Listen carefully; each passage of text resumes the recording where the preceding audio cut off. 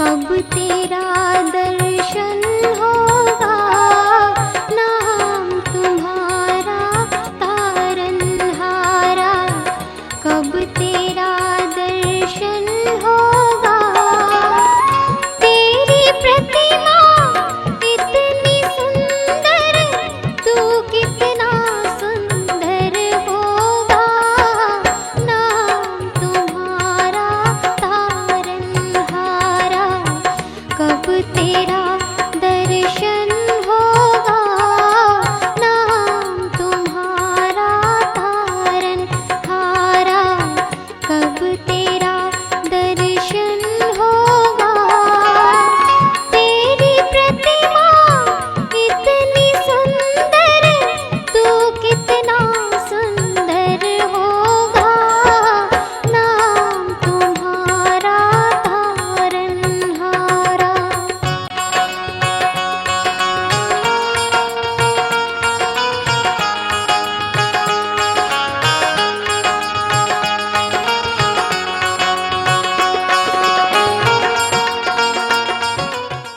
धर्मनगरी खंडवा में चल रहे परम पूज्य श्रमण मुनि श्री 108 विनत सागर जी मुनिराज सत्संग के चातुर्मास के अवसर पर संपन्न हो रही संपूर्ण धार्मिक क्रियाओं के पुण्यार्जक परिवार के पुण्य की कोटि कोटि अनुमोदना।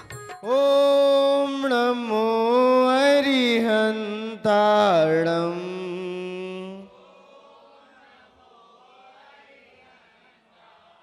ओम नमो सिद्धाणम।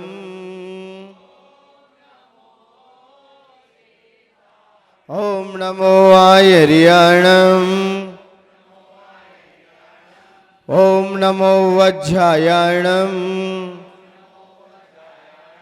ओम नमो लोहे शवशाहुणम।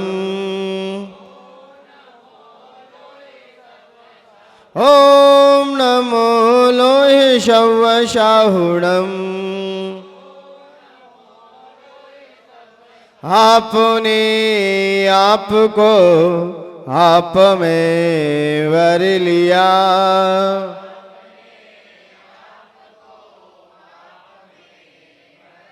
चेतना को स्वयं ही प्रखर कर लिया।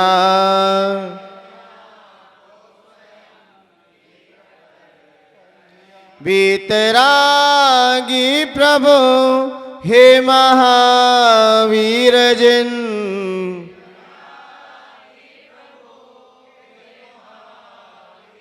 आदिनाथ प्रभु तुम हो तारण तरण।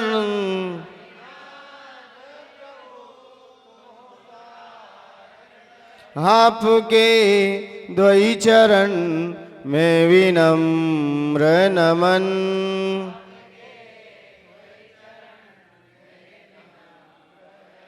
त्याग के रूप तुम, धर्म के रूप तुम।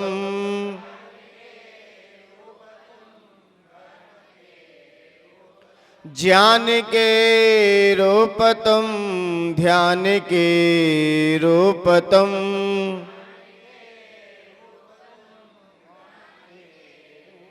हे विराग गुरु दो विरागी नयन।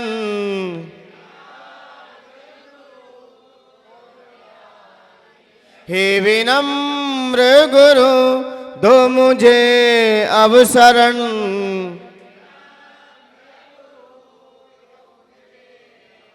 है नमन दे शरण दो समाधि मरण।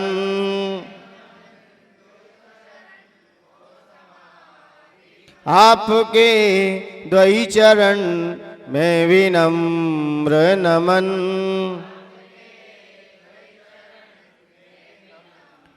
जबले अनंतानंद सिद्ध परमेष्ठी भगवान की, प्रथम तीर्थंकर श्री ऋषभनाथ भगवान की, दिवाई दिव्य कजाड़ी चिंतामणि पार्श्वनाथ भगवान की, धर्म तीर्थ शासन नायक अंतिम तीर्थंकर भगवान महावीर स्वामी की, परम पूज्य आचार्य भगवंत गुरु श्री महानतुंग महामुनिराज की, आचार्य भगवंत गुरु श्री विराट सागर जी गुरुदेव की, उच्चारणाचार्य श्री विनम्र सागर जी गुरुदेव की, अहिंसामयी जैन धर्म की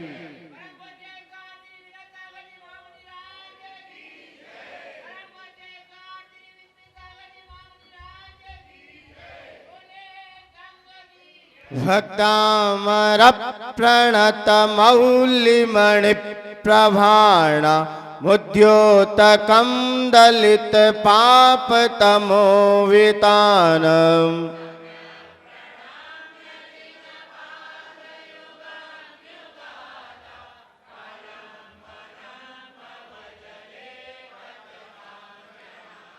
यह संस्तुतः शकल वाङ्मय तत्त्वबोधा उद्भूत बुद्धि पटु भी शुरलोकिनाथै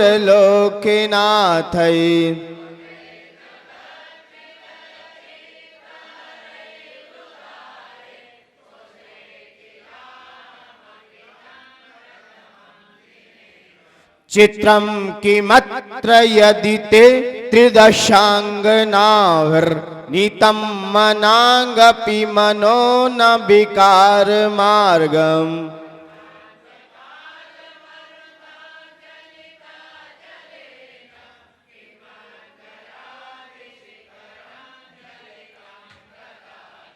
किं मन्दराद्रिशिखरं चलितं कदाचित्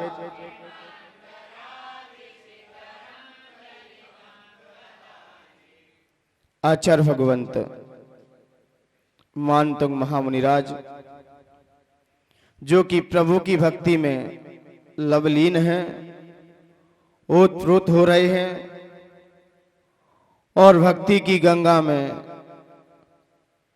और डूबते ही जा रहे हैं। उस भक्ति की गहराई में जितने ही डूबते जाएंगे उतने ही उनके अंदर से और स्तुति होती जाएगी। आचार्य भगवंत अलग अलग दृष्टि से भगवान को निहार रहे हैं, अलग अलग दृष्टि से सारी उपमाएं लगा रहे हैं। पूरे ब्रह्मांड में जितनी भी अच्छी और सुंदर चीजें हैं उन सब की तरफ भी निगाह रखते हुए और भगवान के गुणों की तरफ भी निगाह रखते हुए दोनों का कॉम्बिनेशन बैठा कर अपने शब्दों के माध्यम से अपने बीच वो भक्ति रख रहे हैं। क्योंकि आचार्य भगवंत ने जान लिया कि ब्रह्मांड में जितनी भी उपमाशाली चीज हैं उन सबको पहले लिया, सारे तत्वों को जान लिया और फिर एक एक अलंकार के माध्यम से भक्ति की गंगा में जाते ही जा रहे हैं। क्योंकि पहले उन्होंने कहा कि भगवान आपकी स्तुति सबके चित्त को हरण करने वाली है, मेरे पास बुद्धि नहीं है, मैं असमर्थ हूं, मैं शक्तिहीन हूं, मेरे पास ज्ञान नहीं है। और जो स्तोत्र सबके मन को आकर्षित करेगा इसमें आपका ही प्रभाव है।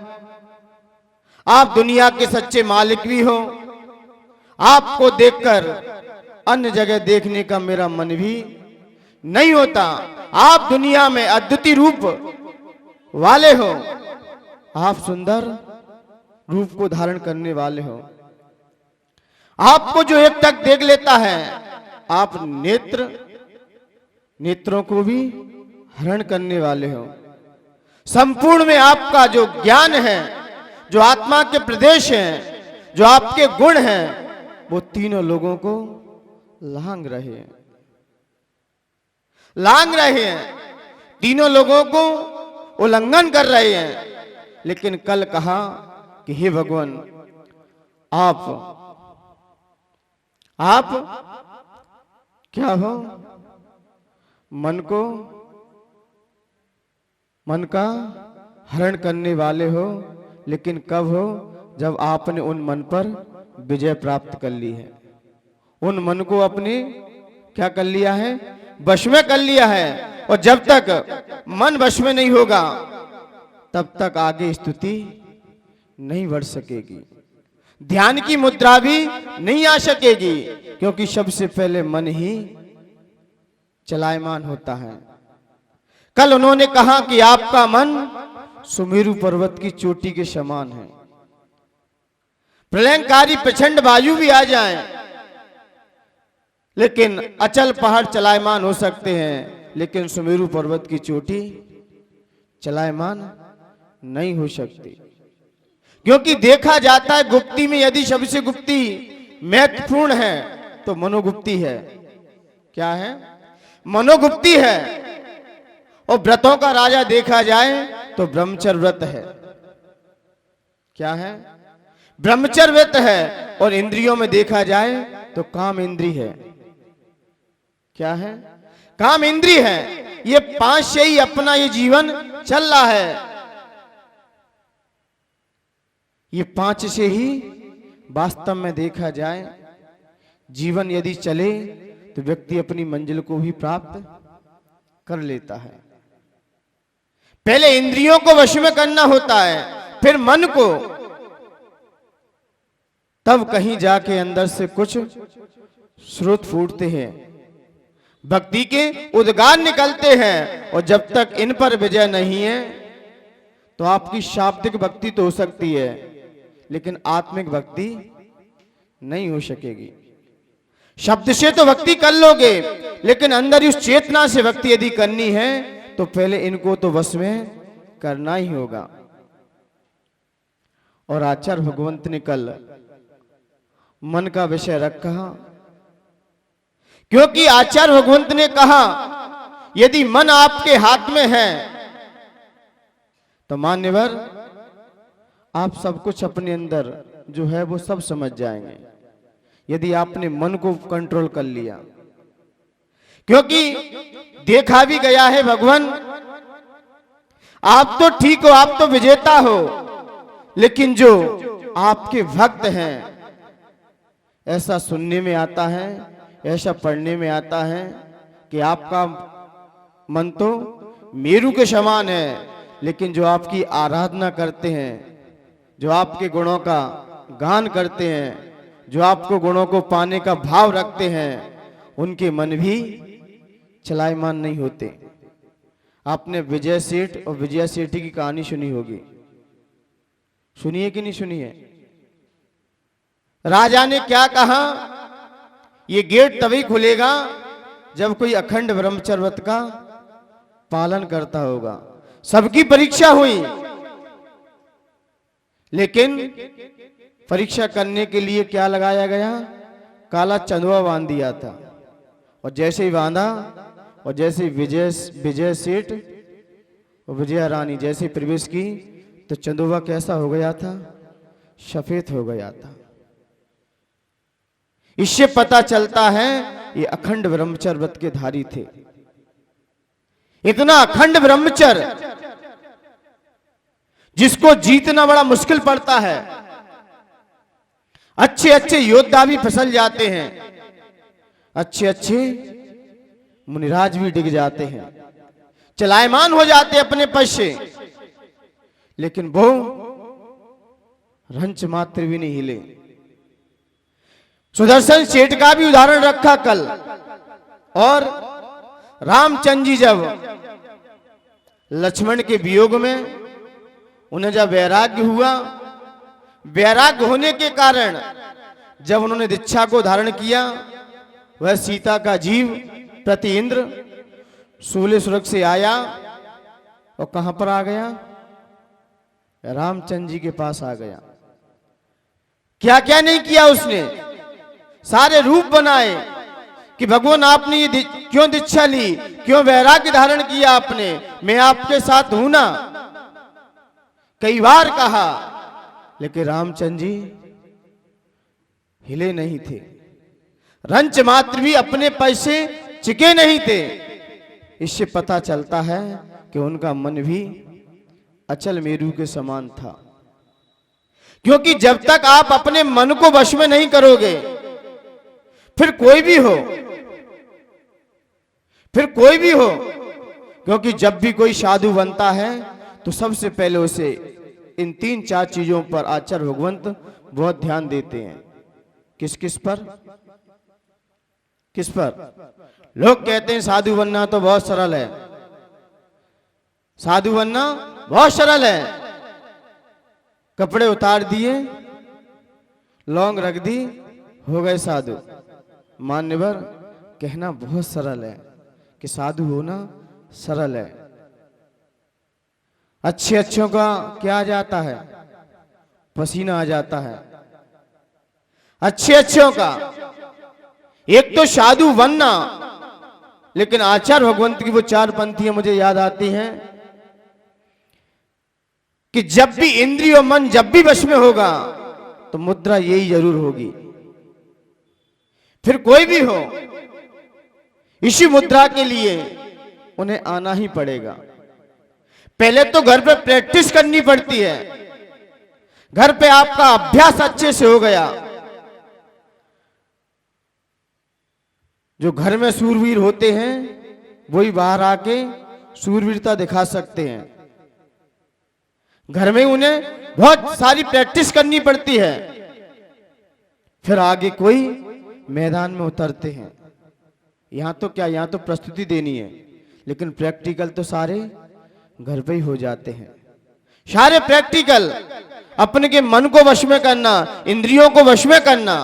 जब दीक्षा होती है उसके पूर्व 1-2 महीने के लिए बीच में गैप रख दिया जाता है। क्यों? अपने मन को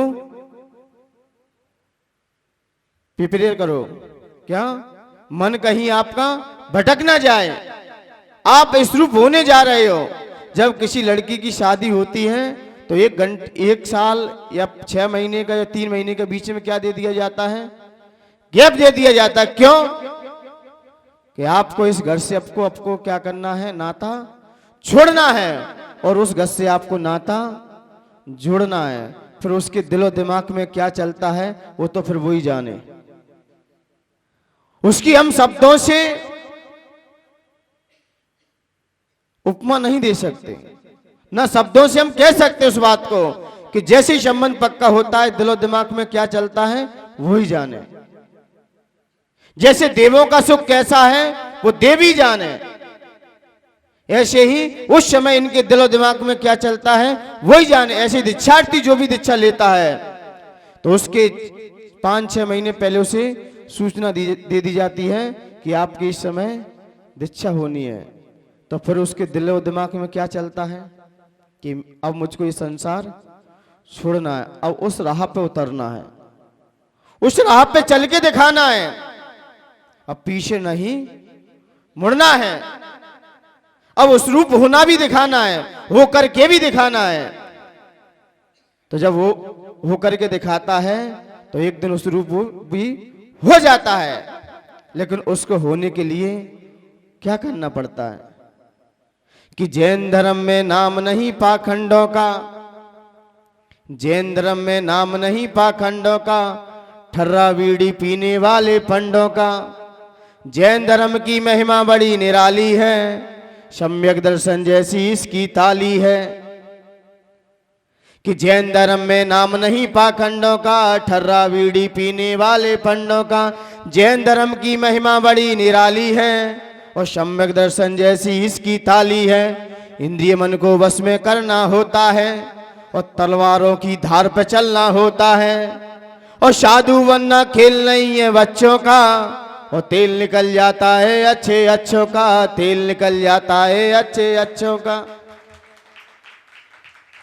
अच्छे अच्छों का तेल निकल जाता है। कहना तो सरल है, इंद्रिय और किसको मन में वश में करना ही होगा। जब तक आपकी इंद्रियां वश में नहीं है, मन वश में नहीं है, तब तक तुम अपनी आत्मा की सत्ता को भी नहीं जान सकते। आप कोई भी देखो, ड्राइवर भी होता है, ड्राइवर जब गाड़ी चलाता है तो इंद्रियों को वश में कर लेता है और मन को भी, इंद्रियां उसकी जा नहीं सकती इधर उधर। यदि ड्राइवर की इंद्रियां भटक जाएं और मन भटक जाए तो मुझे लगता है जितने मास बैठे हुए ना, सबका जीवन तहस नहस हो जाएगा।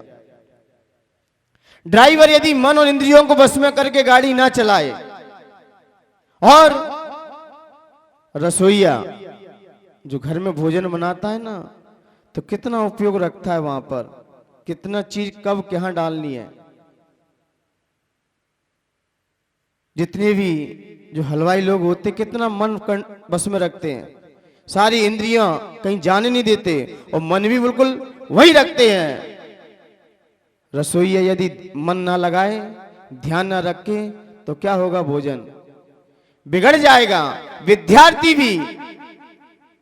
विद्यार्थी भी अपनी इंद्रियों और मन को कंट्रोल में ना रखे तो विद्यार्थी अपने उच्च शिखर पर भी प्राप्त नहीं हो सकता। उसे दोनों पे ही कंट्रोल करना पड़ेगा। भले जिस समय विद्यार्थी है, तब तक इन दोनों चीजों को अपने बस में करना ही होगा, कंट्रोल में रखना ही होगा। फिर शिष्य क्यों ना हो, यदि शिष्य भी गुरु के पास बैठा है, शिष्य भी गुरु के पास बैठे हैं, उनको भी क्या करना पड़ता है? मन और इंद्रियों को बस में रखना पड़ता है। भक्त भी भगवान की आराधना करता है, भक्ति करता है, उसको भी इन दोनों चीजों को अपने पास कंट्रोल करके रखना ही होगा। दुकानदारी क्यों ना हो, जब तक वो दुकानदारी कर रहा है तब तक मन को वहीं रखता है। ग्राहक कौन सा आया, किसको कितना देना है, कितना लेना है, ये उपयोग आपने मन नहीं लगाया। कहते ना दुकानदारी कैसे करो? मन से करो, उपयोग से करो, जिम्मेदारी से करो, आप सफलता को प्राप्त हो जाओगे। ऐसे ही पायलट यदि एरोप्लेन चलाता है तो मन कितना सतर्क रखता है, तो मन की कहां कहां विशेषता है। ऐसे ही आचार्य भगवंत कह रहे हैं, जब तक आप अपने मन को कंट्रोल नहीं करोगे, तब तक अपने छुपे हुए रत्न को भी आप पहचान नहीं सकते। क्योंकि पानी बहाव पे है, पानी चढ़ा हुआ है, पानी में उथल पुथल मची है। सावन भादो कुआर के महीने में पानी उथल पुथल रहती है, और वही पानी दिसंबर और जनवरी के महीने में उस पानी को देखो तो शांत रहता है, शांत रहता है, उसमें पड़ी हुई चीज दिख जाएगी। लेकिन सावन और भादों के महीने में चीज देखो तो दिखाई नहीं देती। क्यों? इस समय पानी उथल पुथल मची रहती है पानी में। जब तक पानी हिलता रहेगा तब तक पानी में पड़े रत्न और पानी में पड़ी हुई वस्तु का आपका ज्ञान नहीं हो सकता। ऐसे ही हमारे अंदर मन में जब तक उथल पुथल मची रहेगी, ये करना है, वो करना है, ये करना है, ये करना है, कुछ क्या करना है, जब तक ये दिलो दिमाग में रहेगा तब तक आप अपने लक्ष्य को भी प्राप्त नहीं कर सकते। जिन्होंने भी लक्ष्य को प्राप्त किया है, सबसे पहले उन्होंने अपने मन को वश में किया है। तो कल आचार्य भगवंत ने किसकी चर्चा की थी? मन की चर्चा की थी। जब तक आपका मन स्थिर नहीं होगा, मन अचल मेरू की तरह नहीं होगा आपका मन, तब तक आप अपने लक्ष्य को भी प्राप्त नहीं कर सकते। मन को आपको एकाग्र करना ही होगा। मन को एकाग्र किए बिना कोई अपनी मंजिल भी प्राप्त नहीं कर सकता। मन तो आपको बनाना ही पड़ेगा, कहीं का ही बनाना पड़े। आपने जो जो मन बनाया है वो चीज आपके पास है। जिसकी तरफ आपका मन दौड़ रहा है वो चीज आप पाना चाहते हो, वही जाएगा। तो इसलिए आचार्य भगवंत ने कहा, जैसे ही मन स्थिर होगा, आपको अपना ज्ञान, अपना स्वभाव भी पता चल जाएगा, आपको भान हो जाएगा। आइए इसकी कल की जाप है, ओम ह्रीम रम नमो 10 पुब्याणम, ओम ह्रीम रम नमो 10 पुब्याणम, ओम ह्रीम रम नमो 10 पुब्याणम। ऐसे मुनिराज जिन्हें 10 पूर्व का ज्ञान है। कितना? 10 पूर्व। दृष्टिवाद को छोड़ दो, दृष्टिवाद का भेद है 10 पुब्याणम। जो 10वां पूर्व है वो विद्यानुवाद जो 10वां पूर्व आता है अंगवाय से, वो 10वां पूर्व आता है। लेकिन इन्हें 10 पूर्व का ज्ञान है। ये 2 प्रकार का होता है, एक भिन्न 10 पूर्वी और एक अभिन्न 10 पूर्वी। कितने प्रकार का होता है? 2 प्रकार का होता है। 10 पूर्व के ज्ञान के धारी मुनिराज एक भिन्न पूर्वी होते हैं और एक अभिन्न पूर्वी होते हैं। लेकिन भिन्न पूर्वी जो होते हैं वो मुनिराज अपनी विद्याओं का प्रयोग अपनी विद्याओं का प्रयोग विषय भोगों में लगा देते हैं। सारी विद्याएं उनके पास खड़ी रहती हैं, हाथ जोड़कर रहती हैं, लेकिन मुनि उन्हें काम में लगा देते हैं। इनका क्या करते हैं? उपयोग कर लेते हैं। किसके कारण? विषय भोग के कारण। विद्याओं का प्रयोग किसने कहां किया? किन्हीं लोगों ने विद्याएं प्राप्त की, लेकिन विद्याओं का दुरुपयोग किया। विद्याओं का आप दुरुपयोग करोगे तो विद्या वहीं तक सीमित रह जाएंगी, विद्याएं वहीं तक सीमित रह जाएंगी। रुद्रों ने सारी विद्याओं का प्रयोग किया, और कहां पर किया? भोगों की तरफ किया। भोगों की तरफ विद्या का प्रयोग किया तो आपका पतन भी हो सकता है। और एक अभिन्न दशपुर भी होते हैं, ये विद्या का प्रयोग नहीं करते, वो ध्यान करते हैं। उन विद्याओं को प्राप्त करके वो विषय भोग में नहीं लगाएंगे। कोई पूछने आए अपने ग्रस्तों की बातें तो वो कुछ नहीं बताएंगे, मौन ले लेंगे। लेकिन चारित्राणा मोक्ष मार्ग, वो आता है ना, चारित्राणी गंभीरा मोक्ष मार्ग उपदेश का, तो चारित्र रूपी और गंभीर मोक्ष मार्ग का उपदेश देंगे, अन्यथा कोई उपदेश नहीं देंगे। लेकिन वो विद्या का प्रयोग करेंगे कब? जब धर्म पे संकट आए। जैसे बाली मुनिराज ने अपनी विद्या का प्रयोग किया, लेकिन किस क्षेत्र में किया? विष्णु कुमार मुनिराज ने विद्या का प्रयोग किया, लेकिन किस क्षेत्र में किया? धर्म के क्षेत्र में। धर्म के क्षेत्र में आप विद्या का प्रयोग करोगे तो हानि नहीं है, और अन्य क्षेत्र में आप विद्या का प्रयोग करोगे तो हानि है। आपको हानि होगी। तो यहां पर ऐसे मुनिराज जो 10 पूर्व के ज्ञाता हैं, लेकिन ये विद्याएं प्रयोग भी कर सकते हैं, और विद्याएं प्रयोग नहीं की तो विद्या आगे बढ़ जाएगी, और बढ़ जाएगी तुम्हें केवल ज्ञान तक ले जाएगी। और आपने विद्या का प्रयोग कर लिया तो सीमा वहीं तक रह जाएगी, आप आगे नहीं बढ़ पाओगे। आप अपनी उन विद्याओं को बढ़ाइए, विद्याओं को और प्रगति पे ले जाइए, आपका ज्ञान बढ़ता हुआ होगा। ऐसे मुनिराज जो कहां पर विराजमान है? विदेश क्षेत्र में विराजमान है। ऐसे मुनिराज, कौन से मुनिराज को यहां प्रणाम है? अभिन्न दशपूर्वी। मेरा भिन्न दशपूर्वी मुनिराज को नमस्कार नहीं है। कौन से?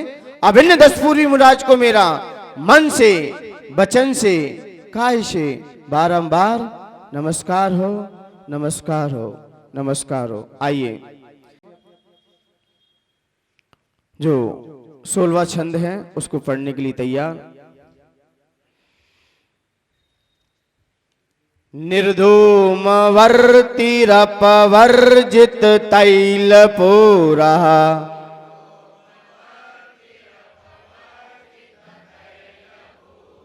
निर्धूम वर्तिरपवर्जित तैल पूरा,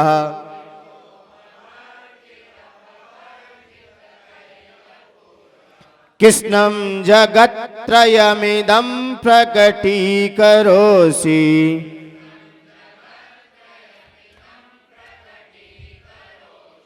कृष्णं जगत्त्रयमिदं प्रकटीकरोषि,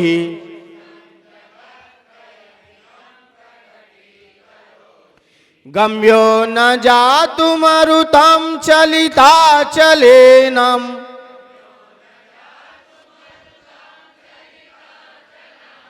गम्यो न जातुमरुतं चलिता चलानाम्,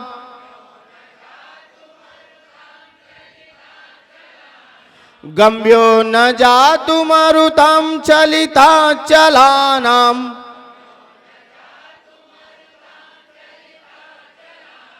दीपोऽपरस्त्वमसि नाथ जगत्प्रकाशः,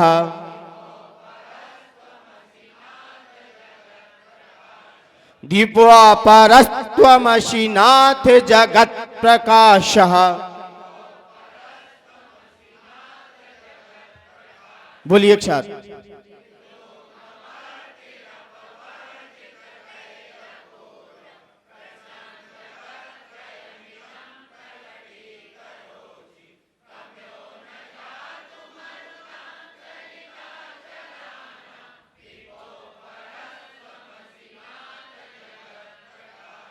गम्भ्यो न जातु मारुताम चलिता चलानाम।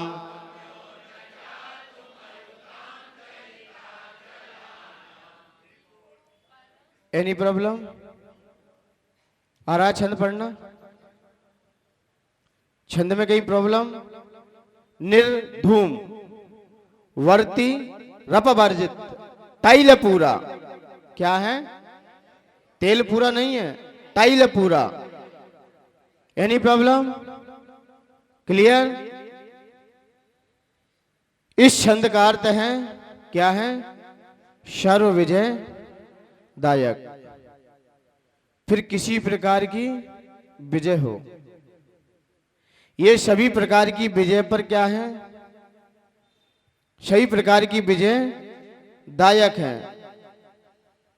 सामने वाला कितना भी शत्रु क्यों ना हो, लेकिन फिर भी ये विजय प्राप्त कर ही लेगा।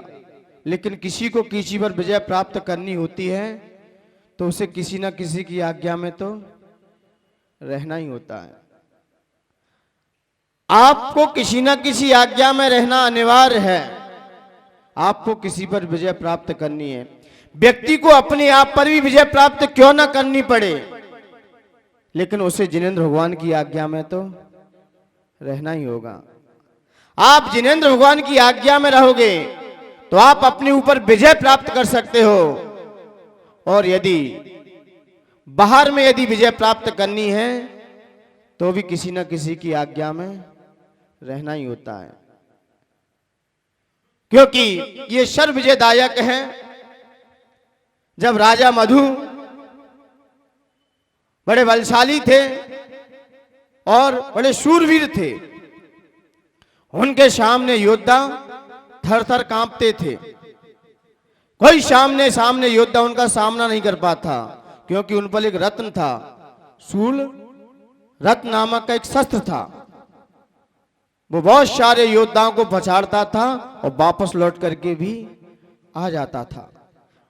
जब मथुरा का राज्य जब इनके हाथ में था, बहुत अच्छे से चल रहा था। न्याय नीतिज्ञ भी थे, ज्ञानवान भी थे,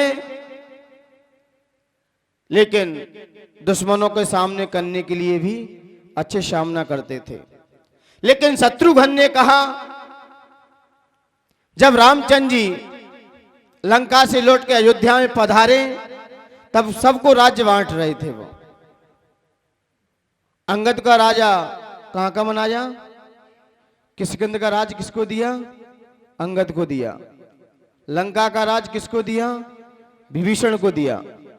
सबको अलग अलग राजा बनाया, लेकिन शत्रुघ्न भी साथ में खड़े थे। उन्होंने कहा, भाई मुझे कहां का राज चाहिए? मथुरा का राज चाहिए। कहां का? मथुरा का राज चाहिए। तो वहां उन्होंने कहा रामचंद्र जी ने कि वहां का राज नहीं संभाल सकते, क्योंकि वहां राजा बलशाली है। कौन है राजा वहां का? बलशाली है। राजा मधु बहुत बलशाली है, उसका सामना कोई नहीं कर सकता। तो शत्रुघ्न ने क्या कहा, भाई आप मुझे आज्ञा दो, वहीं का राज्य करूंगा। अब कुछ भी हो जाए वह वहीं का राज्य करूंगा। अब तब रामचंद्र जी ने कहा, ठीक है। तो भाई को सारी नीतियां सिखाई। रामचंद्र जी ने शत्रुघ्न को सारी नीतियां सिखाई, क्योंकि योद्धा नीतियां जानता होगा तो विजय को प्राप्त कर भी लेगा। क्योंकि जो काम शस्त्र से होना होता है वो काम शास्त्र से भी हो जाते हैं। आपको शास्त्र का नॉलेज हो तब भी आप विजय प्राप्त कर सकते हैं। तो रामचंद्र जी ने उन्हें सारी नीतियां सिखाई। बोले आप युद्ध करने जा रहे हो, लेकिन युद्ध के लिए जैसे ही भेजा तो रामचंद्र जी ने कहा, युद्ध कब करना है ये समझ लेना, ये आप समझ के रहना, पहले देख लेना, ये अपने महल में ना हो। यदि महल में है तो आप दूर रहना उससे, क्योंकि जैसे ये उद्यान में जाएगा, बाग बगीचे में घूमने जाए, तब विचार कर लेना। लेकिन जब तक ये महल में रहेगा तब तक आप आक्रमण मत करना, भूल के भी उसके नगर में प्रवेश मत कर जाना, क्योंकि जिसके हाथ में ऐसे सूर रत्न हो तो प्रजा भी भयभीत रहती है। तो जैसे ही रामचंद्र जी की आज्ञा को लेकर और लक्ष्मण ने भी नीतियां सिखाई, ये मेरे अस्त्र शस्त्र ले जाओ, और साथ में कृतांत वक्र को भी भेजा गया। किसको? कृतांत वक्र, जो उनका गुप्तचर था। वो क्या था? उनका दूत था। किसका? रामचंद्र जी का। वो भी साथ में गया, लेकिन राम लक्ष्मण नहीं गए। सिर्फ कौन गया? कृतांत वक्र गए थे। और शत्रुघ्न जैसे ही पहुंचे सभा में, आगे जैसे ही प्रस्थान किया, तो कुछ गुप्तचरों के द्वारा राजा मधु के बारे में कुछ अपने गुप्तचरों को भेजा कि देख के आओ राजा मधु क्या कर रहा है। तो सब लोगों ने कहा कि वो तो अभी अपने राजमहल में है।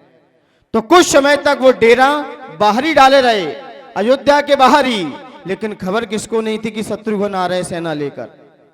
लेकिन फिर भेजा तो गुप्तचर ने कहा वो अपनी रानी के साथ अपने उद्यान में आसक्त है, और जिस समय आसक्त होता है उस समय सारी विद्याएं भी हट जाती है वहां से, फिर विद्याएं भी काम नहीं करती हैं। तो जैसे ही देखा कि शत्रुघ्न उद्यान में, वो राजा मधु उद्यान में है, तो शत्रुघ्न ने उसी समय मथुरा नगरी में गेटों को तोड़कर और प्रवेश कर दिया। और जैसे ही प्रवेश किया तो सामने राजा मधु को पता चला कि सामने तो शत्रुघ्न सेना लेके आ रहे हैं। तो जैसे ही राजा मधु को पता चला तो भागते हुए वो अपनी महल की तरफ दौड़ पड़े, और जैसे ही दौड़े तो शत्रुघ्न सामने ही मिल गए। युद्ध हुआ, पूरा सामने युद्ध हुआ। उन्होंने भी अपने बाण छोड़े, इन्होंने भी छोड़े, लेकिन उस समय शत्रुघ्न की सेना बलशाली थी, क्योंकि वो सज भज के आए थे। लेकिन राजा मधु को पता नहीं था। यदि पता होता तो मुझे लगता है उससे कोई जीत नहीं रहा, कोई नहीं जीत पाता। लेकिन गुप्तचरों को भेज के माध्यम से कोई सामने यदि सज धज के आता है तो बड़े हिम्मत से आएगा। आक्रमण किया, सबसे पहले उनका पुत्र मारा गया। किसका? राजा मधु का सबसे पहले पुत्र तहस नहस हो गया, क्योंकि पुत्री बलशाली था। लेकिन क्या करें, जैसे पुत्र की मृत्यु देखी तो राजा मधु ने कहा अब मैं युद्ध किसके लिए लड़ूं, अब मैं युद्ध किसके लिए लड़ूं, क्योंकि पुत्र ही नहीं है। अब एक ही पुत्र था, एक ही पुत्र था, अब मैं किसके लिए युद्ध करूं।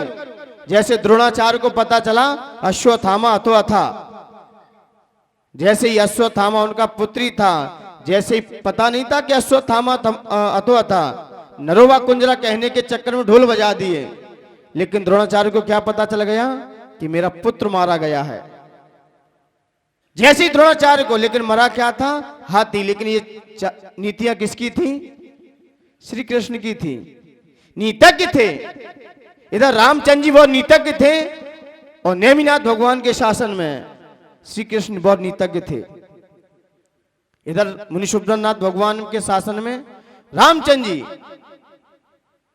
तो जैसे ही द्रोणाचार्य ने अपने सारे शस्त्र फेंक दिए, ऐसे ही राजा मधु ने पुत्र का जैसे ही देहांत देखा तो राजा मधु ने सारे शस्त्र गिरा दिए।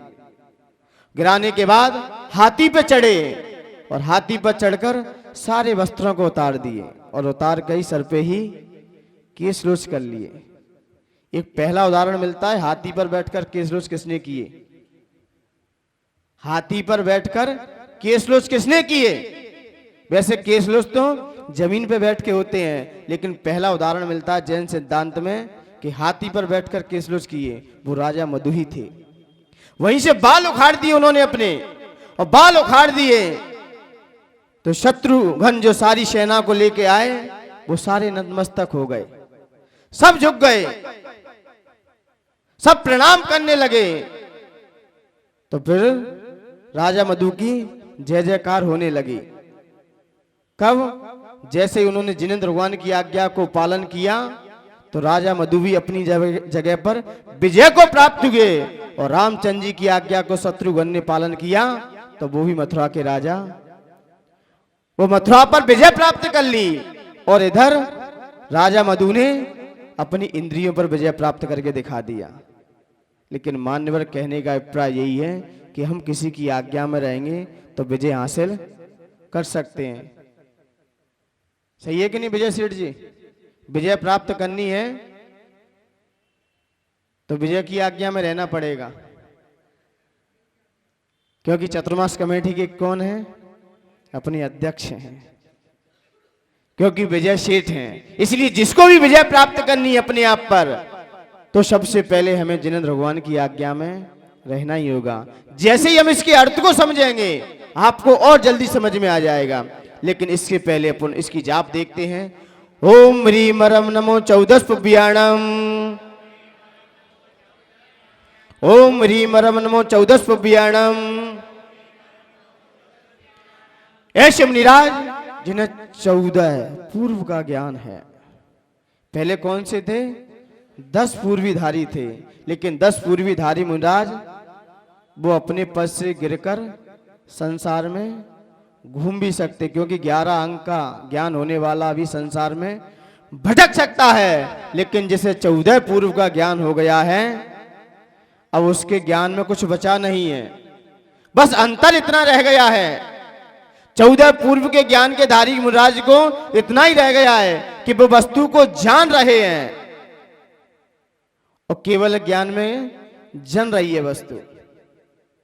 उतना ही जानते हैं जितना केवल ज्ञान जानता है, लेकिन फर्क इतना है कि ये परोक्ष रूप में जानते हैं और ये प्रत्यक्ष रूप में जानते हैं। जब तक आपको संपूर्ण ज्ञान नहीं हुआ है, तब तक आप केवल ज्ञान को भी प्राप्त नहीं कर सकते।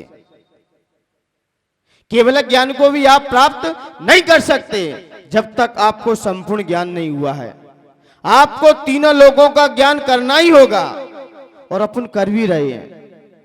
करते कि नहीं करते हैं? अपन 3 लोग के बारे में जानते कि नहीं जानते हैं? अपन जानते कि नहीं जानते हैं? लेकिन अपन जानते हैं और वहां जनता है। अपन जानते ही नहीं ज्योतिर्लोक कितना है, बात बलय कहां है, सिद्धशिला कहां है। अपन जानते कि नहीं जानते हैं? जब तुम सारा जान लोगे अच्छे से, तो मान्यवर कल आप प्राप्त भी कर लोगे। आपको ये पूरा जानना ही पड़ेगा पहले। पूरा जाने बिना आपको केवल ज्ञान भी नहीं हो सकता। और आज चर्चा केवल ज्ञान की ही है। जिस लक्ष्य के लिए जीव घूमता है वही लक्ष्य है आज। तो ऐसे 14 पूर्व के ज्ञान के धारी ये मुनिराज, ये विद्याएं विशेष किससे होती है प्राप्त? आप जितना तप करोगे, जितना तप करोगे पराकाष्ठा से, और तप किसके लिए? विद्या के क्षेत्र पर, क्योंकि विद्याएं तप से ही प्राप्त होती हैं। जितनी आपकी तप होगा विद्याएं आपको उतनी ही मिलेंगी। दूसरा, दान देने से, दान देने से भी विद्याएं हमारे अंदर आ सकती हैं। आचार्य कुंद कुंद स्वामी ने क्या दिया? ज्ञान दान दिया। और ज्ञान दान दिया, वो नहीं पढ़ना जानते थे, लेकिन वह शास्त्र मुनिराज के हाथों में भेंट कर दिया। उससे उनकी विद्याएं बढ़ती गईं। दान से भी होता है। आप उत्कृष्ट भावों से दान दोगे, ये विद्याएं आज नहीं कल आपको प्राप्त हो भी जाएंगी। लेकिन दान कौन सा? कौन सा दान? स्वस्याति सर्गो दानम। जिसे हम दे रहे हैं उसका भी कल्याण हो, और जिस वस्तु को दे रहे हैं, जिस वस्तु को दे रहे हैं हम, वो वस्तु हमारी नहीं होना चाहिए, पर वस्तु का दान होता है। किसका होता है? पर वस्तु का दान होता है। स्वस्याति सर्गो दानम। जिसको हम दे रहे हैं उसका भी कल्याण हो और हमारा भी कल्याण हो। इसलिए स्व वस्तु का त्याग किया जाता है, वो पर वस्तु का त्याग किया जाता है। शास्त्र ज्ञान तो आप दे नहीं सकते, शास्त्र आहार, औषधि, अभय। अभय का मतलब है हम किसी की रक्षा करें। किससे? इस शरीर से। ये शरीर पर है कि आपका है? दिख रहा है कि नहीं दिख रहा है? इससे हम दूसरों का उपकार करें। लेकिन रक्त देना ये दान नहीं है, क्योंकि रक्त बनना है आपका, ये दान के लिए कि नहीं। आप उसको तप में लगाओ, आप इससे तप करो। जितना तप करोगे आपकी आत्मा उतनी निर्मल होगी, आपकी विशुद्धि बढ़ेगी। ये भोजन मिला है, भोजन किया है, सब बनेगा, लेकिन इसको तप में लगा दो तो आपका विद्याएं और बढ़ती हुई होंगी और आपका ज्ञान विकास को प्राप्त होगा। इसलिए दान उसको दें, सामने वाले को देख लें। दान की महत्वता नहीं है, दान हम दे किसको रहे इसकी महत्वता है, इसकी महत्वता है। आपके यहां पर यदि आपने एक गिलास दूध गरम करके वही गिलास एक दूध का किसी भिखारी को दिया, भिखारी छोड़ो, अपने पड़ोसी को पिलाया। एक गिलास दूध आपने किसको पिलाया? अपने पड़ोसी को पिलाया, तो पड़ोसी आपको क्या देगा? 2 गिलास दे देगा। जब जाओगे तो आपको ही पिला देगा वो।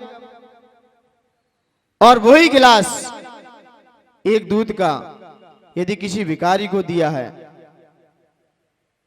तो लौट के दूना आ जाएगा। और वही गिलास यदि आपने किसी एक गिलास दूध यदि नगर के विधायक जी को पिलाया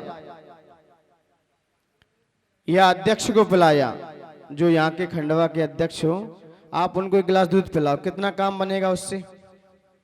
जो आपके नगर पालिका के काम होंगे वो सारे निबट जाएंगे।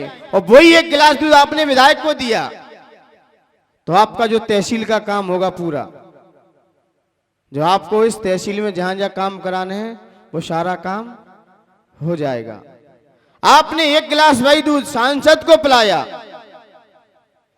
जिला स्तर पर काम आपका अटका होगा, निपटेगा कि नहीं निपटेगा? और वही एक गिलास दूध आपने कैबिनेट मंत्री को पिलाया तो कितना काम होगा? और वही एक गिलास दूध आपने मोहन जी को पिलाया, मुख्यमंत्री को पिलाया, कितना काम बनेगा? और वही एक गिलास दूध पीएम को पिला दिया तो कितना काम बनेगा? महत्वता किससे है? आपके गिलास के दूध से महत्वता है कि सामने वाले ने उसकी कीमत कर दी है? किसने कीमत की है? वैसे ही आप एक गिलास यदि किसी अपने दोस्त को खिलाते हो तो सामने वाला आपको खिला देगा, और भिखारी को देते हैं तो दूना लौट के आ जाएगा। और वही एलक छुल्लक को देते हैं तो 100% आ सकता है। मुनिराज को दे दो, कितना आ जाएगा? कितना आ जाएगा? आप, मुझे लगता है, असंख्यात वर्षों तक बैठे बैठे खाते रहोगे, असंख्यात वर्षों तक अन्न की कमी नहीं आ सकती, क्योंकि मुनिराज को देने वाले भोग भूमि जाते हैं और मां भोगों की कमी नहीं रहती। और वही आहार यदि आपने किसी रिद्धिधारी मुनिराज को दिया है तो फिर क्या होगा आपके जीवन में? और वही दान आपने तीर्थंकर के हाथ पर रख दिया है तो तत्काल फल आ जाएगा, 5 आश्चर्य तत्काल हो जाएंगे, रत्नों की वर्षा तत्काल हो जाएगी। इसलिए मान्यवर, दान की महत्वता हमारे देने से नहीं है, सामने वाले के लेने से है, कि सामने वाला कितना पावरफुल है, उससे दान की महत्वता है। ये नहीं कि हमने दे दिया, अरे दिया किसको, वो कीमत बढ़ाएगा दान की। इसलिए दान देने से भी हमारा, लेकिन दान उत्कृष्ट व्यक्ति को दिया जाए और उत्कृष्ट वस्तु को दिया जाए। उत्कृष्ट वस्तु होना चाहिए, जो वस्तु हम नहीं खाते हैं उससे भी उत्कृष्ट वस्तु किसी उत्कृष्ट के व्यक्ति के हाथ में रखिए तो फल कैसा आएगा? उत्कृष्ट आएगा। हम भगवान के पास जाते हैं तो कैसी वस्तु ले जाते हैं? मंदिर के चावल अलग और खाने के, ये हमारी उत्कृष्ट सोच है। खाने के बादाम और मंदिर के बादाम, है ना? खाने के बादाम। मैं एक जगह था, आचार्य घटना सुना रहे थे, मुझे ध्यान नहीं है कहां सुना रहे थे, सुना रहे थे, लेकिन व्यक्ति ने विधान करने के लिए चावल मंगाए कि कल क्या होना है? विधान होना है और जीवन भी होना है। वेदांत के साथ जीवन रख दो तो वेदांत की सुबह बढ़ जाती है। किससे बढ़ती है?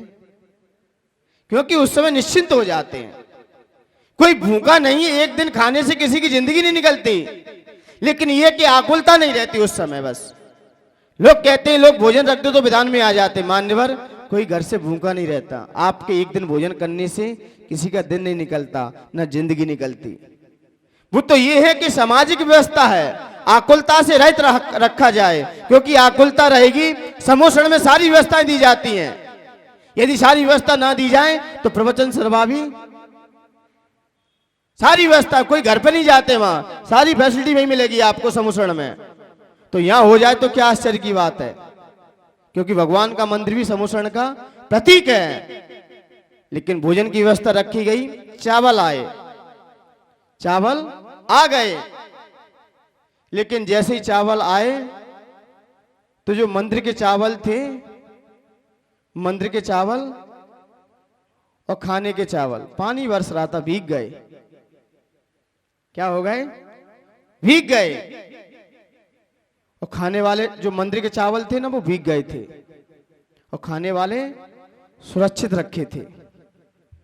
तो महाराज जी से कहा, गुरुदेव ये चावल आए हुए हैं, जो लेके आए, जो मंदिर के चावल थे वो क्या हैं? वो भीग गए हैं, और खाने वाले चावल है ना वो तो सही हैं, तो क्या करना चाहिए? बोले ऐसा करो, जो भीग गए हैं ना उन्हें खाने में उपयोग ले लो, और जो आप खाने के लिए लेके आए हो ना उन्हें चढ़ाने में ले लो। तो कमेटी वालों का तो ऊपर से नीचे पारा खिसक गया। बोले क्यों? क्योंकि चढ़ाने वाले आए थे वो सस्ते आए थे, और खाने वाले आए थे वो थोड़े महंगे थे, वो महंगे थे। तो उन्होंने, गुरुदेव ने कहा कि ये वाला प्रयोग कर लो। तब गुरुदेव से बोले, गुरुदेव माली ले जाएगा ना चावल, तो पानी महंगा भिगना तो उन्हें यही, बरसात ने भिगा दिए, चाहे हम दो थे, लेकिन भीज तो गए कम से कम। नहीं, भीग गए वो आप खाइए, उनको फिर से धोइए, आप अपना प्रयोग कीजिए, चाहे कुछ भी बनाओ उनका, चाहे इडली बनाओ, जो बनाना है वो ले जाओ, लेकिन जो सुरक्षित रख के साफ है उनको पूजन में लगा दो, उनको पूजन में लगा दो, क्योंकि उत्कृष्ट द्रव्य हम चढ़ाएंगे तो उत्कृष्ट फल आएगा। इसलिए मान्यवर, दान और आता है ध्यान से। ये विद्या किससे आती है? और ध्यान से। जितना हमारा उत्कृष्ट ध्यान होगा उतनी हमें विद्याएं हासिल होती चली जाएंगी। इसलिए मान्यवर, ऐसे मुनिराज जो 14 पूर्व के ज्ञान के धारी मुनिराज हैं, विदेश क्षेत्र में विराजमान है, उन मुनिराज को मेरा मन से, वचन से, काय से बारंबार नमस्कार हो, नमस्कार हो, नमस्कार हो। आइए अब इसका क्या देखें अपन। अर्थ क्या कह रहे हैं? निर्धूम। क्या कहा? निर्धूम, धूम से रहित, वर्ती और वर, वर्ती और बाती से भी रहित, रपवर्जित और अपवर्जित, इससे भी क्या हो आप? रहित हो। तैल पूरा, तेल से भी आप क्या हो? रहित हो। धूम, तेल और बाती से आप क्या हो? रहित हो। पहले चित्र की तरफ देख लो एक बार। चित्र में क्या दिखाई दे रहा है आपको? कौन सा दीपक जल रहा है? यहाँ केवल ज्ञान का दीपक जल रहा है ना? बाकी सारे दीपक भी जल रहे हैं। मध्य ज्ञान का भी जल रहा है दीपक, शुद्ध ज्ञान का भी जल रहा है, अवधिक ज्ञान का भी है, मना पर्याय ज्ञान का भी है, और कुमति कुशुत को अवधि ये भी जल रहे हैं। जल रहे कि नहीं जल रहे हैं? ये सारे दीपक जल रहे हैं। लेकिन ये दीपक कौन से हैं? क्षयोपशमिक हैं। ये कौन से दीपक हैं? सब क्षयोपशमिक हैं। लेकिन एक बीच में कौन सा दीपक जल रहा है? वो छायक है। वो दीपक कौन सा है? वो छायक है। वो कर्मों के क्षय से हुआ है और ये कर्मों से सहित है। तो यहां पर क्या कह दिया? निर्धूम, धूम तेल बाती से क्या हो रहित हो। कृष्णम जगत, कृष्णम जगत, समस्त जगत को, त्रयमेदम तीनों जगत को, संपूर्ण जगत को प्रगति करोसी इदम। यहां पर तीनों जगत को आप क्या कर रहे हो? प्रकाशित कर रहे हो। वह ज्ञान कैसा है? तीनों जगत को क्या कर रहा है? प्रकाशित कर रहा है। स्पष्टीकरण से प्रकाशित कर रहा है। और किससे रहित है? धूम तेल बाती से रहित है। गंभीर न जातु, क्या?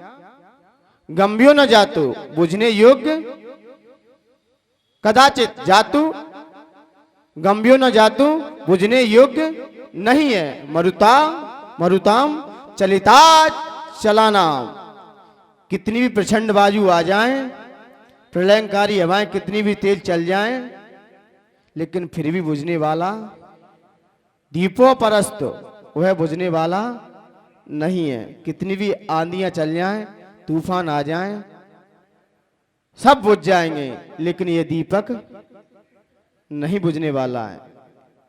कितनी भी आ जाएं। पहले तो मन की प्रशंसा की, अब किसकी प्रशंसा है? जब मन को स्थिर करके अपने उस ज्ञान को प्रकट करके दिखा दिया, अब आचार्य भगवंतों ने ज्ञान को ले लिया। वह अपूर्व दीपक है। कितनी भी तेज हवा चल जाए और फिर भी उनसे क्या है? बुझने वाला नहीं है।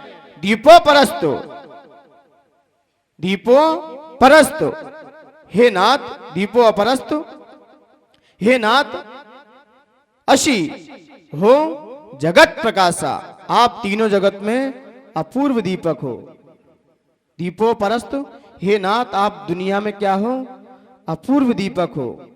क्योंकि बाकी दीपक तो तेल वाती धूम चाहिए, इनसे क्या है? इनसे जलते हैं। लेकिन आप इनसे भी क्या हो? रहित हो। ना आपके अंदर धुआं है और ना ही आपके अंदर तेल है और ना ही आपके अंदर कोई वाती है और ना कोई ज्योति है। लेकिन वह ज्योति ऐसी है, वो किसी से बुझने वाली नहीं है। बाकी देखा जाता है दीपक कई प्रकार के होते हैं। एक मिट्टी के तेल का भी दीपक होता है, एक तेल का भी दीपक होता है, एक घी का भी दीपक होता है। ये कौन सा दीपक है? केवल ज्ञान का दीपक है। मिट्टी का दीपक, मिट्टी के तेल का दीपक किससे जलता है? मिट्टी के तेल से जलेगा। मिट्टी के तेल से जलेगा तो कार्बन छोड़ेगा ज्यादा।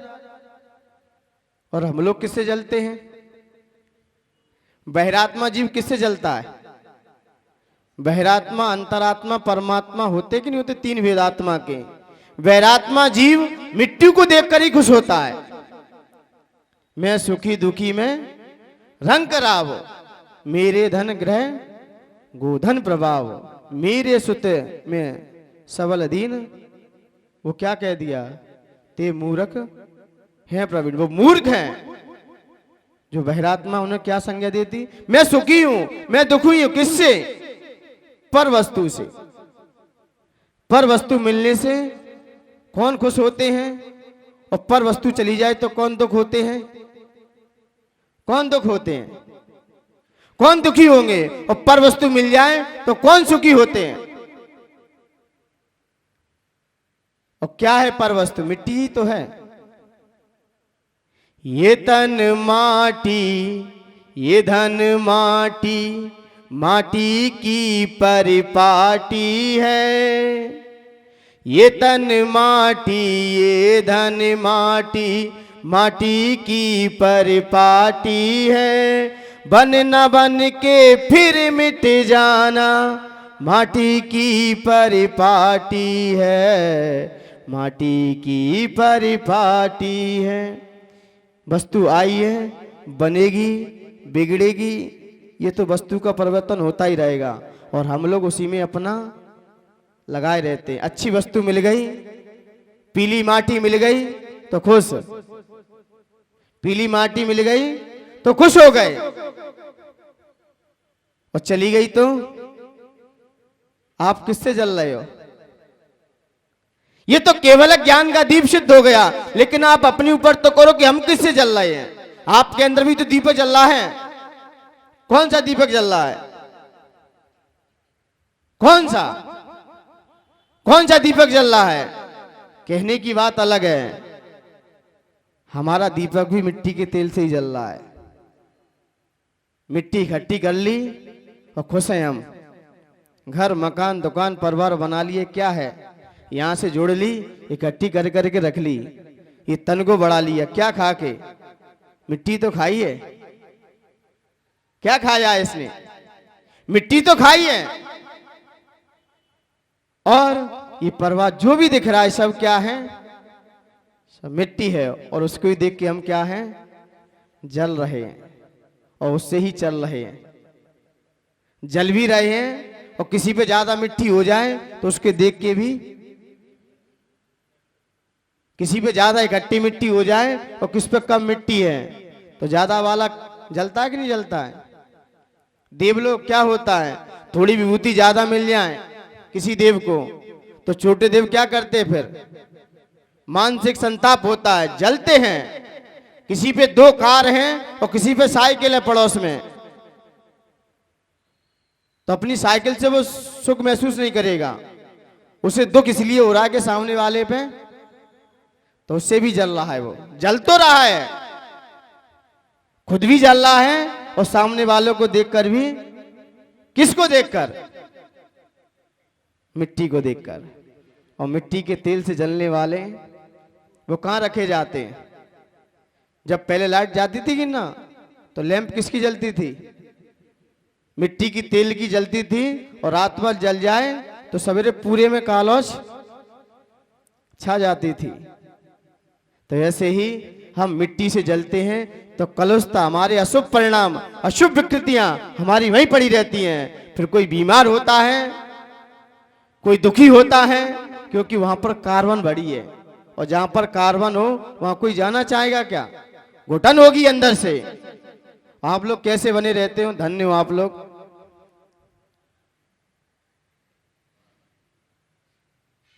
उसी में रह रहे हो। लेकिन जिसको ज्ञान आ जाएगा ना, वो छोड़ देगा ऐसे कार्बन में। जब मिट्टी का दीपक 24 घंटे जला, 24 घंटे जलने के बाद वहां से निकाल दिया, अब कोई जाए व्यक्ति उसमें जाना पसंद करेगा क्या? लेकिन हाँ, जो ईंट के भट्टे में काम करते रहते हैं उन्हें उसी में आनंद आता है। देखे ना, चिमनियों में काम करते रहते हैं, वो उसी में आनंद मानते हैं। तो इसलिए उसी विषय भोगों में आसक्त रहते हैं। मिट्टी का तेल होता है और फिर दूसरा आता है एक तेल सरसों का, ये थोड़ा उससे उठ गया है। इसमें कारोस तो होगी लेकिन थोड़ी कम होगी। कारोस तो है, कारोस से रहता ही हुआ है, कालमा तो उसी के अंदर भी छुपी है लेकिन कम है। अब किसी ने व्रती बन गया है घर में रहकर, अब जघन अंतर आत्मा आ चुका है, व्रती बन चुका है, तो राग द्वेष करेगा तो, लेकिन पाप संबंधी राग द्वेष जो होने हैं वो कम हो जाएंगे, लेकिन होंगे जरूर। लेकिन वो क्या है? सरसों का दीपक है, सरसों के तेल का दीपक है। लेकिन एक दीपक आता है घी का। किसका दीपक आता है? जब भी कोई धार्मिक कार्य किया जाता है किसका दीपक जलता है? घी का ही दीपक जलेगा। दीपावली का पर्व आता है, कुछ दीप घी के जलते हैं और कुछ अच्छा तेल के भी जलते हैं, और मिट्टी के तेल के अच्छा वो नहीं जलते। सरसों के तेल के जलेंगे और घी के जलेंगे, लेकिन घी के दीपक जलेंगे उनका स्थान थोड़ा ऊंचा हो जाएगा, और बाकी के दीपक जमीन पर रखे रहो। यही है ना, घी का दीपक कहां रखा जाता है? ऊपर जलता है, ऊपर जलेगा। और तेल का दीपक और मिट्टी के तेल का, उसकी तो कहो मत, तुम बस चर्चा ही मत करो, वो कोई काम का ही नहीं है। यही ये दोनों थोड़े। लेकिन वो दीपक, यदि घी का दीपक जल रहा है तो कोई संत है, संत पुरुष है। घी की दीपक की जो भी ज्योति देखता है उसके आंखों की रोशनी बढ़ जाती है। घी का दीपक जहां भी जलता है, जिस घर में भी जलता है, उस घर में किसी प्रकार की भूत व्यंतन नहीं आ सकते। शाम को जिस घर में घी का दीपक जलता हो, प्रत्येक घर में शाम की संध्या के समय दीप जलना चाहिए। क्योंकि आचार्य भगवंतों ने भी कहा है कि सुबह हम पूजन अष्ट द्रव्य से करते हैं और शाम और दोपहर में पूजन किससे? पुष्प धूप आदि से करना चाहिए। और संध्या की पूजा दीपक से करना चाहिए, दीपक जलाना चाहिए। बोले दीपक जलाएंगे तो हिंसा नहीं होगी। वाह, बहुत अच्छी बात है। सारे ज्ञानी यहीं बैठे हैं। भगवान तो अज्ञानी थे, जो मोह अंधकार विनाशनाय दीपम लिख के चले गए। आपने पीली चटक चढ़ाई है, ये मत समझिए कि मैं हिंसा से बच गया। दीप चढ़ाते हो ना पूजन में, मोह अंधकार विनाशनाय, क्या चढ़ाते हो? क्या चढ़ाते हो? पीली चटक। उससे मोह अंधकार कितना मिट गया? अभी कितना मिटा है? अरे आपने पीली चटक चढ़ा दी, ठीक है, आचार्य उमा स्वामी ने कहा है, अच्छी बात है। लेकिन मान्यवर, आपने बोला क्या है? दीप बोला कि नहीं बोला है? भले ही आपने पीली चटक चढ़ाई, ये तो एक तो मायाचारी की, दूसरा भावों से तो हिंसा करी ली आपने। भावों से आपने हिंसा तो करी ली, भले ही द्रव्य से नहीं की। और पूजन में फल द्रव्य का है कि भाव का है? पूजन में फल किसका है? द्रव्य का है कि भाव का है? भाव से आपने क्या चढ़ाया? भाव से क्या चढ़ाया आपने?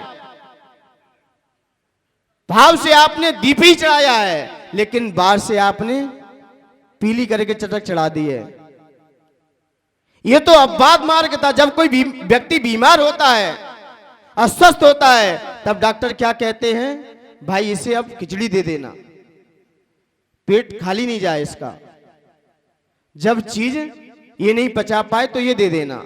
ऐसी वस्तु यदि दीपक का भाव हो जाए तो पीली चटक कर लेना, ये मजबूरी है। लेकिन जरूरी में तो दीपक ही है, दीपक ही है। ये कब है? मजबूरी है। जैसे पहले विवाह करना रात्रि में बताया गया, क्योंकि बीच में मुगल साम्राज्य भी था। और कौन से थे? शासन दूसरों के हाथ में था, क्योंकि रात्रि में अग्निवास नहीं आता। और रात्रि में हवन करना ये कोई धर्म में नहीं लिखा है। रात्रि में कोई यज्ञ नहीं किए जाते, ना हवन किए जाते। इसलिए रात्रि में अभिविवाह होते हैं और अग्नि जलती है, वहां पाप नहीं होता। सब पाप मंदिर में ही होते हैं। एक व्यक्ति आया मेरे पास, मैं तो आश्चर्य कर गया। मंदिर में जैसे ही दीपक से आरती हो रही थी और उसने कुल्ला किया, मंदिर में प्रवेश कर गया। बोले मंदिर में आरती नहीं होगी, मंदिर में आरती नहीं होगी। तो जज बैठा हुआ था, जज ने कहा कि ऐसा कौन सा जिनालय है जहां दीपक ना जलता हो? ऐसा कौन सा मंदिर है जिसमें दीपक ना जलता हो? हर मंदिर में दीपक जलते हैं, हर मंदिर में दीपक जलते, किसी भी संप्रदाय के हो फिर। और जिस मंदिर में दीपक नहीं जलता है, वहां की प्रतिमाएं कोई ज्यादा अच्छाकारी नहीं होती, ना उन प्रतिमाओं को देखने का भाव होता। दीपक की महत्वता रखी तो उससे सामने वाला दोस्त था, बोले दीपक क्यों नहीं जलना चाहिए? बोले हिंसा होती है। बोला सामने वाला, बोला अभी तो सिगरेट पी के आ रहे थे तुम और कुल्ला करके अंदर आ गए, बोले दीपक नहीं जलना चाहिए। और सिगरेट पी रहे, मां कौन से पुण्य कमा रहे तुम? हम स्मोकिंग करते हैं वो तो छूट नहीं रही, मंदिर के दीपक हटा दो। पाप कहां पर है? अब मैं जानता हूं आचार्य भगवंत ने लिखा है, आपको शाबत लेस जानी कि बांस पूज भगवान की स्तुति करते हुए शमतवत स्वामी ने लिखा कि मैं जानता हूं कि आरंभ सारंभ पूजा में होता है, लेकिन फल भी बहुत आता है, क्योंकि अभी आरंभ सारंभ के अभी त्यागी नहीं हो। आप आरंभ सारंभ के त्यागी नहीं हो, और जिस दिन आरंभ सारंभ के त्यागी हो जाओगे उस दिन मुनि बन जाओगे। लेकिन अभी ग्रस्त हो तो सारी क्रियाएं अनिवार्य हैं, आपको करनी होंगी। इसलिए मान्यवर दीपक संध्या की वेला में दीपक से त्रिकाल पूजा, त्रिकाल बनना पढ़ते ना। और त्रिकाल पूजा किससे करोगे? तो पहली पूजा अष्टद्रव्य से, दूसरी पूजा पुष्प धूप आदि से, और संध्या की पूजा दीपकों से कीजिए। दीपक जलाइए, आरती कीजिए, ये भी एक पूजन है। लेकिन आप बच नहीं सकते, क्योंकि आटे का मुर्गा चढ़ा, दोष किसका लगा? आटे के मुर्गे की बलि दी गई, भले ही द्रव्य से क्या था वो आटे का मुर्गा था, लेकिन भावों से क्या था वो? दोष किसका लगा? भले ही पीली चटक चढ़ा दो आप, लेकिन दोष से नहीं बच सकते। भले ही पीली चढ़ा दो, लेकिन दोष किसका लगेगा? भावों का। इसलिए सीधा वही चढ़ाओ ना जब दोष ही कमा रहा है सीधा। एक तो मायाचारी और दूसरा दोष भी। अब पूजन में पुण्य मिलेगा क्या मिलेगा? दोष भी कमा लिया आपने और मायाचारी भी करके दिखा दी। तो मान्यवर दीप से, इसलिए दीप घी का दीपक किसके लिए रखा है? मुनिराज समान, ये मुनियों के समान है। इससे आंखों की ज्योति बढ़ती है, इसमें कालमा तो रहेगी लेकिन कम रहेगी। आप जरा विचार करना, मुनिराज की समाधि भी होती है और भोगियों की समाधि होती है। घी के पीपे कहां जाते हैं? नारियल कहां जाते हैं? और जो मिट्टी के तेल से दीपक जले वो कहां, किससे जलेंगे? वो अब आगे चल के उनको भी तो जलना है आगे चल के। उनके ऊपर क्या डाला जाएगा? क्या डाला जाएगा? बच्चों को बहलाने के लिए गुब्बारा काफी है और समझदारों के लिए लास्ट में आप जब भी जलोगे यहां मिट्टी से जले और लास्ट में ही लोग आपके ऊपर क्या डाल देंगे? समझ रहे कि नहीं समझ रहे हो? और किसी घी के दीपक जो दिन भर जला है उसका भी अंतिम समय आएगा, वो भी दुनिया से जल के जाएगा। उसके ऊपर किसका क्या डाला जाएगा? कोई मिट्टी के तेल के पीपा रखना है उसके सामने तो वो कुछ नहीं कहेगा, लेकिन जो सामने उसके फॉलोअर खड़े ना वो समझा देगा, ले जाओ यहां से इसको, क्योंकि अंतिम समय भी घी से जल रहा है। और घी एक बार निकल जाता है फिर दूध में जाता नहीं है, वो शुद्ध हो चुका है, वो लाइफ टाइम तक बना रहेगा। इसलिए घर में दीपक जलता है घी का तो लोग हाथ जोड़ लेते हैं, लेकिन चिमनी जले, रात्रि में अंधकार हो जाए और कोई चिमनी जलाए उजाले करने के लिए तो किसी के हाथ नहीं जुड़ेंगे। लेकिन घी का दीपक जैसे जलता है लोगों के क्या जुड़ते हैं? घर में कोई या दुकान पे कोई घी का दीपक रखता है शाम के समय तो क्या जुड़ते हैं? हाथ जुड़ते कि नहीं जुड़ते? किसको देखकर? और मिट्टी का तेल का दीपक जले तो कोई हाथ जोड़ेगा क्या? ये लॉजिक है, क्योंकि सामने वाला उठा हुआ दीपक है। अब इसके उत्कृष्ट कोई चीज नहीं थी कि हम और उत्कृष्ट चीज रखते, घी से कोई और तरल पदार्थ में कोई वस्तु नहीं थी। यदि घी से भी ऊंची होती तो मुझे लगता है वो भी जलता। और जैसे ही कोई ज्ञान कल्याणक आता है तो घी के दीपक ही रखे जाते हैं, घी के दीपक ही रखे जाएंगे। चाहे 4 ज्ञान के धारी मुनिराज जब मना पर्याय ज्ञान प्राप्त करते हैं तो घी के 4 दीपक, और जब केवल ज्ञान प्राप्त होता है तब क्या? तब भी दीप रखे जाते हैं, लेकिन फिर भी कपूर लिया दिया जाता है, क्योंकि कपूर आएगा तो उड़ जाएगा। कपूर की भांति तीर्थंकर का शरीर उड़ जाता है। इसलिए कपूर का कोई कुछ नहीं बचता, और सबका तो कुछ बच भी जाएगा, लेकिन कपूर में कुछ नहीं बचता। इसलिए भगवान का शरीर कपूर की भांति चला जाता है। इसलिए मान्यवर दिया सबको दिया, दिया उसने सबको दिया, किसी ने जला दिया तो किसी ने बुझा दिया, किसी ने जला दिया तो किसी ने बुझा दिया, लेकिन दिया उसने सबको दिया, सबको दिया है। और उसने अपना भी दीपक स्वयं जला के दिखा दिया है, क्योंकि जले हुए दीपक ही, एक जला हुआ दीपक हो कई बुझे हुए दीपक को जला सकता है। हजार बुझे हुए दीपक क्यों ना बैठे हो सामने, और एक जलता हुआ दीपक जल रहा हो वो हजारों दीपकों को और जला देगा, लेकिन बुझे हुए दीपक एक दीपक को भी नहीं जला सकते, नहीं जला सकते।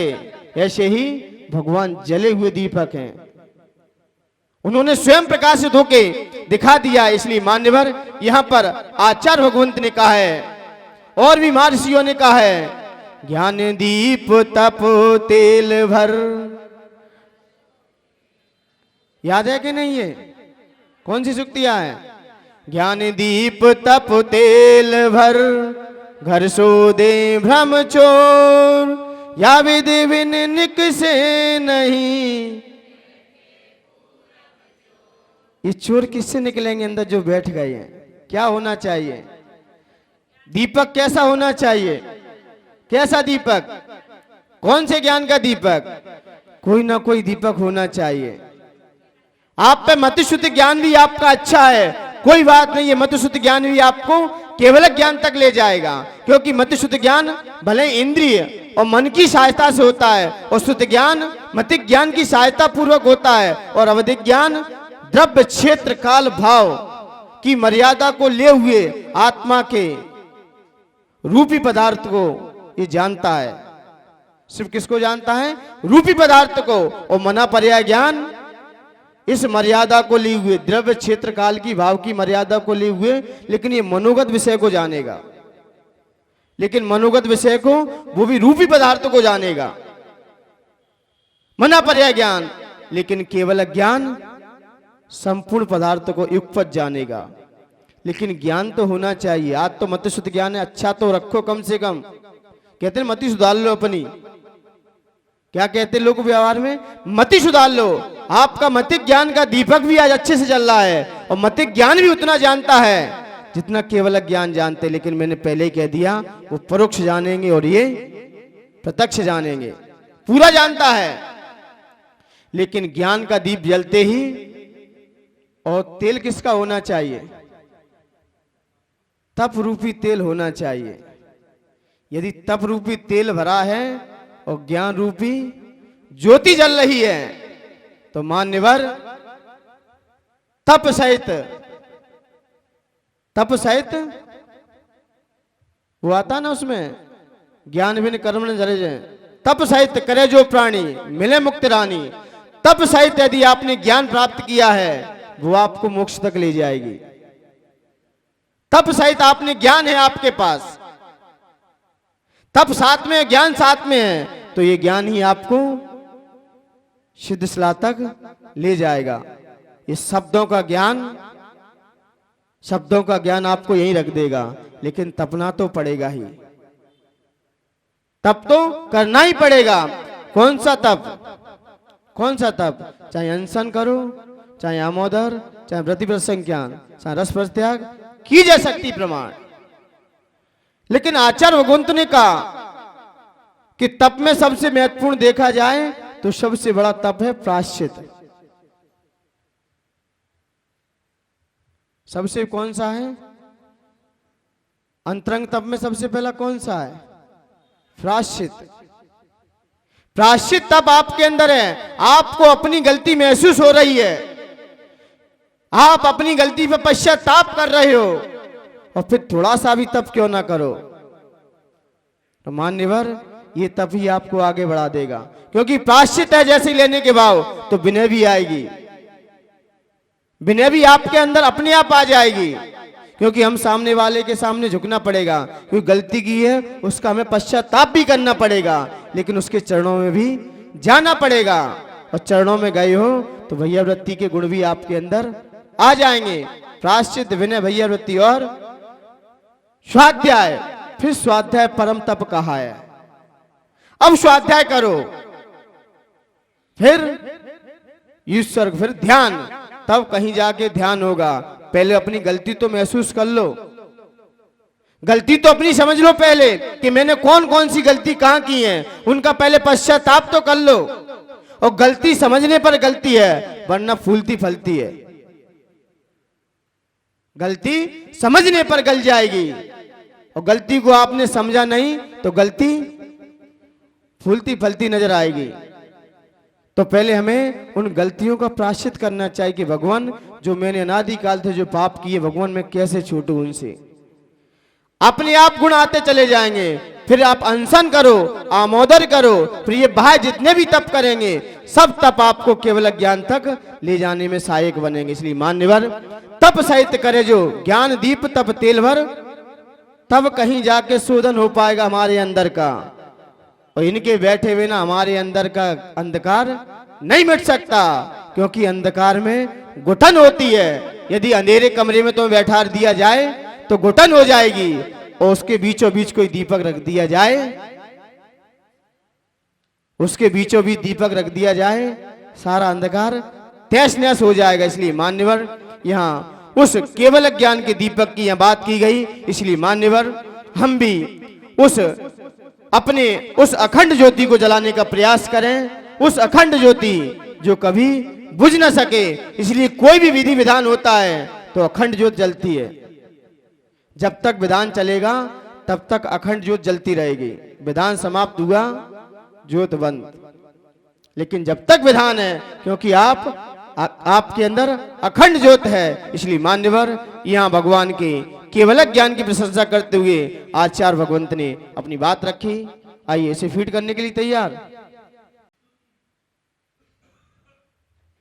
फीड करने के लिए तैयार हो जाइए। वैसे अर्थ तो समझ में आ गया होगा। दिख रहा है कि भगवान धूम तेल बाती से रहित, धूम तेल बाती से रहित और तीनों जगत को प्रकाशित करने वाले, तीनों जगत को क्या प्रकाशित करने वाले और धूम तेल बाती से रहित। आप दुनिया में क्या हो? अपूर्व दीपक हो। यही है इसका अर्थ। तभी फीड करने के लिए अपन तैयार। दोनों आंखें बंद कीजिए।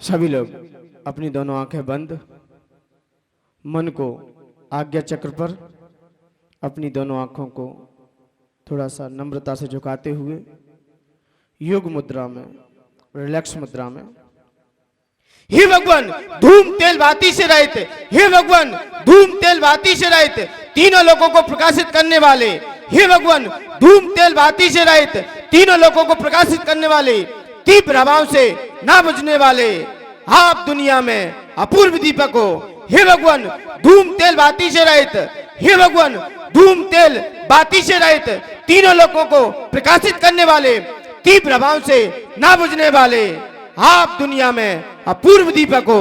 हे भगवान धूम तेल बाती से रहित, हे भगवान धूम तेल बाती से रहित, तीनों लोगों को प्रकाशित करने वाले, तीव्र प्रभाव से ना बुझने वाले, आप दुनिया में अपूर्व दीपक हो। हे भगवान धूम तेल बाती से रहित, हे भगवान धूम तेल बाती से रहित, तीनों लोगों को प्रकाशित करने वाले, तीव्र भाव से ना बुझने वाले, आप दुनिया में अपूर्व दीपक हो। मेरे साथ बोलना, हे भगवान धूम तेल बाती से रहित, हे भगवान धूम तेल बाती से रहित, तीनों लोगों को प्रकाशित करने वाले, तीव्र भाव से ना बुझने वाले, आप दुनिया में अपूर्व दीपक हो, आप दुनिया में अद्वितीय दीपक हो। हे भगवान धूम तेल बाती से रहित, तीनों लोगों को प्रकाशित करने वाले, तीव्र भाव से ना बुझने वाले, आप दुनिया में अपूर्व दीपक हो। आंखें खोल लीजिए, दोनों हाथों को मलिए, भगवान से भावना प्रार्थना कीजिए, ऐसा दीपक भी मेरे अंदर, मिट्टी का तेल का दीपक बहुत जल गया।